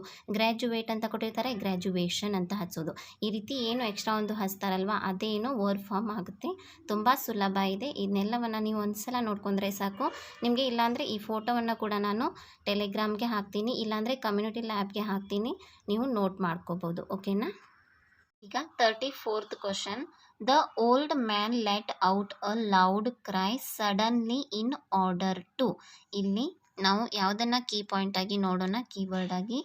ಲೆಟ್ ಔಟ್, ಲೌಡ್ ಕ್ರೈ ಅನ್ನುವಂತಹ ಒಂದು ಕೀವರ್ಡ್ ನೋಡೋಣ. ಈ ಕೀವರ್ಡ್ ನಮಗೆ ಆ ಪ್ಯಾರಾಗ್ರಾಫಲ್ಲಿ ಎಲ್ಲಿ ಸಿಗುತ್ತೆ ಅನ್ನೋದನ್ನು ನೋಡ್ಕೊಂಡು ಬರೋಣವಾ. ನಾವು ಎಲ್ಲಿಗೆ ಬಿಟ್ಟಿದ್ವಿ, ಇಲ್ಲಿಗೆ ಬಿಟ್ಟಿದ್ವಿ. ಪೇಮೆಂಟ್ದಿಂದ ನಮಗೆ ಇಲ್ಲಿಂದ ಇಲ್ಲಿ ಉತ್ತರ ಸಿಕ್ಕಿತ್ತು. ಸೊ ಇಲ್ಲಿಗೆ ಬಿಟ್ಟಿದ್ವಿ. ಇನ್ನು ನೆಕ್ಸ್ಟ್ ಕ್ವಶನ್ಗೆ ನಾವು ನೆಕ್ಸ್ಟ್ ಒನ್ನೇ ಓದಬೇಕಾಗತ್ತೆ. ಸೊ ಈಗ ನೆಕ್ಸ್ಟ್ ಪ್ಯಾರಾಗ್ರಾಫ್ ನೋಡೋಣ. At this point the man suddenly let out a loud CRY. ನೋಡಿ ಎಷ್ಟು ಈಸಿ ಹೌದಲ್ವಾ, ನಮಗೆ ಸಿಕ್ಬಿಡ್ತು, ಕೀವರ್ಡ್ ಸಿಕ್ಕಿತ್ತು ಹೌದಲ್ವಾ. Let out a loud CRY ಅನ್ನೋಂಥ ಕೀವರ್ಡನ್ನು ನಾವು ನೋಡ್ಕೊಂಡಿದ್ವಿ. ಸೊ ಆ ಕೀವರ್ಡ್ ಸಿಕ್ತು. ಹಾಗಾದರೆ ನಮ್ಮ ಉತ್ತರ ಇಲ್ಲೇ ಎಲ್ಲೋ ಇದೆ. ಸೊ ಈಗ ಸ್ವಲ್ಪ ಆಪ್ಷನ್ಸ್ನ ನೋಡ್ಕೊಂಡು ಬರೋಣವಾ. ಆ ಆಪ್ಷನ್ನಲ್ಲಿ ಯಾವ ಕೀವರ್ಡ್ ನಮಗೆ ಸಿಗುತ್ತೆ ಅಂತ ನೋಡ್ಕೊಂಡು ಬರೋಣ. First option, keep the monkey quiet for some time. Second option, let the crowd know that his monkey was dead. Third option, let the crowd know that he was a poor man. Fourth option, show that he was in grief. ಈ ಒಂದು ಪ್ರಶ್ನೆ direct ನಮಗೆ ಉತ್ತರ ಸಿಗಲ್ಲ, ಸ್ವಲ್ಪ ನಾವು ಡೆಪ್ತಾಗಿ ನೋಡಬೇಕಾಗುತ್ತೆ, ಅರ್ಥ ಮಾಡ್ಕೋಬೇಕಾಗುತ್ತೆ. ಅಲ್ಲಿ ಒಂದು ವರ್ಡ್ ಕೊಟ್ಟಿದ್ದಾರೆ, ಆ ವರ್ಡನ್ನು ಅರ್ಥ ಮಾಡ್ಕೊಂಡ್ರೆ ನಮಗೆ ಉತ್ತರ ಸಿಕ್ಕ ಹಾಗೆ. ಸೊ ಈಗ ಉತ್ತರವನ್ನು ಹುಡ್ಕೊಂಡ್ವಾ. ಸೊ ಈಗ ನಾವು ನೋಡೋಣ ಎಲ್ಲಿ ನಮ್ಮ ಉತ್ತರ ಅಡಗಿದೆ ಅಂತ. At this point the man suddenly let out a loud cry. Everyone turn to see what had happened. The man was bending over his monkey which now lay quite still on the pavement. He picked up the apparently lifeless body. ಇಲ್ಲಿ ನಮಗೆ ಉತ್ತರ ಸಿಗುತ್ತೆ ನೋಡಿ. ಅವನು ಏನು ಮಾಡ್ತಾನೆ, ಆ man ಜೋರಾಗಿ ಅಳ್ತಾನೆ. ಯಾಕೆ ಅಳ್ತಾನೆ ಅಂದರೆ ಎಲ್ಲರೂ ಕೂಡ ಟರ್ನ್ ಹಾಕಾರೆ, ನೋಡ್ತಾರೆ, ಹೊಳ್ಳಿ ನೋಡ್ತಾರೆ ಏನು ಹ್ಯಾಪನ್ ಆಯಿತು ಅಂತ. ಏನು ಮಾಡ್ತಿರ್ತಾನೆ ಅಲ್ಲಿ ಅಂತಂದರೆ ಅವನು, the man was bending over his monkey. Monkey ಏನು ಬಿದ್ದಿರುತ್ತಲ್ವ ಅಲ್ಲಿ ಬಗ್ಗೆ ಅವನು ಆ ಮಂಕಿಯನ್ನು ಪಿಕ್ ಮಾಡ್ತಾನೆ. ಆ ಮಂಕಿ ಏನು ಸ್ಟಿಲ್ ಆನ್ ದ ಪೇಮೆಂಟ್ ಅಂದರೆ ಕ್ವೈಟ್ ಆಗಿ ಅದು ಬಿದ್ದಿರುತ್ತೆ ಅಂದರೆ ಅರ್ಥ ಏನು, ಅದು ಲೈಫ್ಲೆಸ್ ಬಾಡಿ ಅಂತಂದರೆ ಡೆಡ್ ಆಗಿರುತ್ತೆ, ಅದು ಸತ್ತಿರುತ್ತೆ. ಮಂಕಿ ಏನು ಸತ್ತಿರುತ್ತೆ. He picked up the apparently lifeless body. Lifeless body ಅಂದ್ರೇನು, ಜೀವ ಇಲ್ಲದಂತಹ ಒಂದು ಬಾಡಿ, ನಿರ್ಜೀವ ಬಾಡಿ ಹೌದಲ್ವಾ. ಸೊ ನಿರ್ಜೀವ ದೇಹ ಅಂತಂದರೆ ಏನು, ನಮಗೆ ಡೆಡ್ ಅನ್ನುವಂತಹ ಪದನೇ ನೆನಪಿಗೆ ಬರುತ್ತಲ್ವಾ. ಸೊ ಅದಕ್ಕೆ ಏನು ಆ ಮಂಕಿ ಡೆಡ್ ಆಗಿರುತ್ತೆ. ಜನರೆಲ್ಲರೂ ಹೊಳ್ಳಿ ನೋಡಲಿ ಅಂತಾನೆ ಅಷ್ಟು ಜೋರಾಗಿ ಲೌಡಾಗಿ ಏನು ಅವನು ಅಳ್ತಾನೆ. ಸ್ವಲ್ಪ ಇಲ್ಲಿ ನಾವು ಡೆಪ್ತಾಗಿ ಯೋಚನೆ ಮಾಡಬೇಕಾಗತ್ತೆ. ಒಂದೊಂದು ಸಲ ಏನು ಡೈರೆಕ್ಟ್ ಉತ್ತರ ಸಿಗುತ್ತೆ, ಅದೇ ವರ್ಡೇ ಇದರಲ್ಲಿ ಸಿಗುತ್ತೆ, ಆದರೆ ಒಂದೊಂದು ಸಲ ಈ ರೀತಿ ಸ್ವಲ್ಪ ಚೇಂಜ್, ಅಲ್ಲಿ ಡೆಡ್ ಅನ್ನುವಂಥ ಪದವನ್ನು ಒಂದು ಬಳಸಿದ್ದಾರೆ, ಆದರೆ ಇಲ್ಲಿ ಏನಿದೆ ಲೈಫ್ಲೆಸ್ ಬಾಡಿ ಅಂತ ಇದೆ. ಸ್ವಲ್ಪ ಅರ್ಥ ಮಾಡ್ಕೋಬೇಕಾಗತ್ತೆ. ಸೊ ಈಗ ನಮ್ಮ ಉತ್ತರ ಯಾವುದು ಅಂತ ನೋಡೋಣವಾ. ಆಪ್ಷನ್ ಸೆಕೆಂಡ್ ನೋಡಿ, let the crowd know that his monkey was dead. ಅಂದರೆ ಅವನು ಯಾಕೆ ಅಷ್ಟು ಜೋರಾಗಿ ಆಳ್ತಾನೆ ಅಂದರೆ ಸಡನ್ಲಿ ಎಲ್ಲರೂ ಕೂಡ ಹೊಳ್ಳಿ ನೋಡ್ತಾರೆ, ಇವನ ಮಂಕಿನು ಡೆಡ್ ಆಗಿದೆ ಅನ್ನೋದನ್ನು ಆ ಗುಂಪಿನ ಕೂಡಿದಂತಹ ಜನರು ಹೊಳ್ಳಿ ನೋಡೋ ಸಲುವಾಗಿ ಅಷ್ಟು ಜೋರಾಗಿ ಅವನು ಅಳ್ತಾನೆ. ಸೊ ಆಪ್ಷನ್ ಬಿ ಇದು ಸರಿ ಉತ್ತರ ಆಗುತ್ತೆ. ಇನ್ನು 34th question. The monkey's tricks he soon discovered were in no way remarkable. The underlined word in the above sentence is. ಇಲ್ಲಿ ಏನು ಕೊಟ್ಟಿದ್ದಾರೆ ಅಂದರೆ ನಾವು ಒಂದು ಈ ಅಂಡರ್ಲೈನ್ ಮಾಡಿದಂಥ ವರ್ಡ್ ಇದೆ ಅಲ್ವಾ, ರಿಮಾರ್ಕೇಬಲ್ ಅಂತ. ಸೊ ಇದು ಏನು ಅಡ್ಜೆಕ್ಟಿವ್ ಆಗುತ್ತಾ, ಆ್ಯಡ್ವರ್ಬ್ ಆಗುತ್ತಾ, ನೌನ್ ಆಗುತ್ತಾ, ವರ್ಬ್ ಆಗುತ್ತಾ ಅನ್ನೋದನ್ನು ಕಂಡುಹಿಡಬೇಕಾಗುತ್ತೆ ಹೌದಲ್ವಾ. ಸೊ ಯಾವ ರೀತಿ ಕಂಡುಹಿಡಿಯೋದು ಅಂತ ನಾನು ನಿಮಗೆ ಹೇಳ್ತೀನಿ ನೋಡಿ. ನೌನ್ ಅಂದ್ರೇನು, ನಾಮಪದ. ಈ ರಿಮಾರ್ಕೇಬಲ್ ನಾಮಪದ ಆಗುತ್ತಾ, ಸೊ ಆಗಲ್ಲ. ಸೊ ಇದನ್ನು ಬಿಟ್ಬಿಡಿ. ವರ್ಬ್ ಅಂದ್ರೇನು, ಕ್ರಿಯಾಪದ. ಸೊ ರಿಮಾರ್ಕೇಬಲ್ ಕ್ರಿಯಾಪದನ ಈ ಆಪ್ಷನ್ ಕೂಡ ಬಿಟ್ಬಿಡಿ. ಇವೆರಡನ್ನ ಬಿಟ್ಟು ಇನ್ನು ಈ ಎರಡು ಆಪ್ಷನ್ ಕಡೆಗೆ ನೀವು ಸ್ವಲ್ಪ ಬನ್ನಿ. ಆ್ಯಡ್ವರ್ಬ್ ಮತ್ತು ಆಡ್ಜೆಕ್ಟಿವ್. ಆ್ಯಡ್ವರ್ಬ್ ಅಂತಂದ್ರೆ ಏನು, ಈ ಆ್ಯಡ್ವರ್ಬ್ ಅನ್ನೋದು ವರ್ಬ್ ಅಂದರೆ ಕ್ರಿಯಾಪದವನ್ನು ಮತ್ತು ಆ್ಯಡ್ವರ್ಬ್ ತನ್ನನ್ನೇ ತಾನು ಆ್ಯಡ್ವರ್ಬನ್ನು ಮತ್ತು ಅಡ್ಜೆಕ್ಟಿವನ್ನು ಹೊಗಳುತ್ತೆ. ಈ ರೀತಿ ಹೊಗಳುವುದು ಒಂದು ಪದ ಏನು ಬರುತ್ತಲ್ವ, ಅದಕ್ಕೆ ನಾವು ಆ್ಯಡ್ವರ್ಬ್ ಅಂತ ಕರಿತೀವಿ. ಅಡ್ಜೆಕ್ಟಿವ್ ಅನ್ನೋದು ಇದು ನಾಮಪದವನ್ನು ಹೊಗಳುತ್ತೆ. ನಾಮಪದ ಹೇಗಿದೆ, ಸ್ಟ್ರಾಂಗ್ ಇದೆನಾ, ವೀಕ್ ಇದೆನಾ, ಹೈಟ್ ಇದೆನಾ, ದಪ್ಪಗಿದೆನಾ ಅನ್ನುವುದನ್ನು ಈ ಅಡ್ಜೆಕ್ಟಿವ್ ಹೇಳುತ್ತೆ. ಸೊ ಇಲ್ಲಿ ಮಂಕಿ ಅಂದ್ರೇನು, ನೌನ್ ತಾನೆ. ಸೊ ಈ ಮಂಕಿ ಯಾವ ರೀತಿಯಾಗಿ ಮಾಡ್ತಾ ಇದೆ, ಒಂದು ಏನು ಆ ಟ್ರಿಕ್ಸ್ಗಳನ್ನು ಹೇಗೆ ಡಿಸ್ಕವರ್ ಮಾಡ್ತಾ ಇದೆ ಅನ್ನೋದು ಈ ವರ್ಡ್ನಲ್ಲಿ ಅಡಗಿದೆ. ರಿಮಾರ್ಕೇಬಲ್ ಅಂತಂದ್ರೆ ಏನು, ರಿಮಾರ್ಕೇಬಲ್ ಅಂದರೆ ಗಮನಾರ್ಹ. ಅಂದರೆ ಈ ನಾಮಪದವಾದಂತಹ ಮಂಕಿ ಯಾವ ರೀತಿ ಟ್ರಿಕ್ಸ್ಗಳನ್ನು ಡಿಸ್ಕವರ್ ಮಾಡ್ತಾ ಇದೆ, ಗಮನಾರ್ಹವಾಗಿ ಇದನ್ನು ಹೊಗಳಿತಲ್ವ, ಗಮನಾರ್ಹವಾಗಿ ಮಾಡ್ತಾ ಇದೆ, ಚೆನ್ನಾಗಿ ಮಾಡ್ತಾ ಇದೆ ಅಂತ ನೌನನ್ನು ಅದು ಹೊಗಳ್ತಾ ಇದೆ ಅಲ್ವಾ. ಸೊ ಈ ರೀತಿ ನೌನನ್ನು ಏನು ಹೊಗಳುತ್ತಲ್ವ, ನೌನನ್ನು ಹೊಗಳುವುದೇನು ಅಡ್ಜೆಕ್ಟಿವ್ ಆಗುತ್ತೆ. ನೆನ್ಪಿಟ್ಕೊಳ್ಳಿ, ನೌನನ್ನು ಹೊಗಳುವುದು ಅಡ್ಜೆಕ್ಟಿವ್ ಆಗುತ್ತೆ. ಆ್ಯಡ್ವರ್ಬ್ ಇದೇನು ವರ್ಬನ್ನು, ಅಡ್ಜೆಕ್ಟಿವನ್ನು, ಆ್ಯಡ್ವರ್ಬನ್ನು ಹೊಗಳುತ್ತೆ. ಈಗೊಂದು ಎಕ್ಸಾಂಪಲ್ ಹೇಳ್ತೀನಿ ನೋಡಿ. She is walking slowly. Walking ಅನ್ನೋದೇನು ವರ್ಬ್ ಆಗುತ್ತೆ, ಹೌದಲ್ವಾ. ಅವಳು ಹೇಗೆ ನಡೀತಾ ಇದ್ದಾಳೆ, ಸ್ಲೋ ಆಗಿ ನಡೀತಾ ಇದ್ದಾಳಂತೆ. ಸೊ ಈ ಕ್ರಿಯೆಯನ್ನು ಅದು ಹೊಗಳ್ತಾ ಇದೆ, ಹೌದಲ್ವಾ, ಸ್ಲೋ ಆಗಿ ನಡೀತಾ ಇದ್ದಾಳೆ ಅಂತ. ಸೊ ಇಲ್ಲಿ ಏನಾಯ್ತು, ಇದು ಸ್ಲೋಲಿ ಅನ್ನೋದು ಆ್ಯಡ್ವರ್ಬ್ ಆಯಿತು. ಅದೇನು ಮಾಡಿಫೈಯಿಂಗ್ ವರ್ಬನ್ನು ಮಾಡಿಫೈ ಮಾಡ್ತಾ ಇದೆ. ಇನ್ನೂ ಒಂದು ಎಕ್ಸಾಂಪಲನ್ನು ಕೊಡ್ತೀನಿ ನೋಡಿ. She is very intelligent. Intelligent ಅನ್ನುವುದೇನಿಲ್ಲಿ ಅಡ್ಜೆಕ್ಟಿವ್ ಆಗುತ್ತೆ. ಅವಳು ಹೇಗಿದ್ದಾಳೆ, ಬುದ್ಧಿವಂತಳಿದ್ದಾಳೆ. ನಾಮಪದವನ್ನು ಹೊಗಳ್ತಾ ಇದೆ ಅಲ್ವಾ ಇಂಟೆಲಿಜೆಂಟ್ ಅನ್ನುವಂತಹ ಪದ. ಸೊ ಬುದ್ಧಿವಂತಳಿದ್ದಾಳೆ, ಇಂಟೆಲಿಜೆಂಟ್ ಅನ್ನೋದು ಏನಾಯಿತು, ಅಡ್ಜೆಕ್ಟಿವ್ ಆಯಿತು. ಅಬ್ಜೆಕ್ಟಿವ್ ಹಿಂದೆ ಒಂದು ಪದ ಸೇರಿಸಿದ್ದೀನಿ ನಾನು. ಏನು, she is very very intelligent. ಎಷ್ಟು ಇಂಟೆಲಿಜೆಂಟ್ ಇದ್ದಾಳೆ, ತುಂಬ ಇಂಟೆಲಿಜೆಂಟ್ ಇದ್ದಾಳಂತೆ. ಸೊ ಆ ವೆರಿ ಅನ್ನೋ ಪದ ಇದೆ ಅಲ್ವಾ, ಅದು ಆ್ಯಡ್ವರ್ಬ್ ಆಗುತ್ತೆ ಈ ಒಂದು ಉದಾಹರಣೆಯಲ್ಲಿ. ಇನ್ನೂ ಒಂದು ಉದಾಹರಣೆ ಆ್ಯಡ್ವರ್ಬನ್ನು ಯಾವ ರೀತಿ ಮಾಡಿಫೈ ಮಾಡುತ್ತೆ ಅಂತ ನಾನು ಹೇಳ್ತೀನಿ ನೋಡಿ. She is walking very slowly. ಅವಳು ವಾಕಿಂಗ್ ಅಂದರೆ ಏನಾಯಿತು, ಕ್ರಿಯಾಪದ ಆಯಿತು, ಹೌದಲ್ವಾ. ವೆರಿ ಅನ್ನುವುದು ಆ್ಯಡ್ವರ್ಬ್ ಆಯಿತು. ಸ್ಲೋಲಿ ಅನ್ನುವುದೇನಾಯಿತು, ಆ್ಯಡ್ವರ್ಬ್ ಆಯಿತು. ಸೊ ಇದು ಏನು ಮಾಡ್ತಾ ಇದೆ, ಮಾಡಿಫೈಯಿಂಗ್ ಅನದರ್ ಆ್ಯಡ್ವರ್ಬ್, ಬೇರೆ ಆ್ಯಡ್ವರ್ಬನ್ನು ಇದು ಏನು ಮಾಡ್ತಾ ಇದೆ, ಮಾಡಿಫೈ ಮಾಡ್ತಾ ಇದೆ. She is walking very slowly.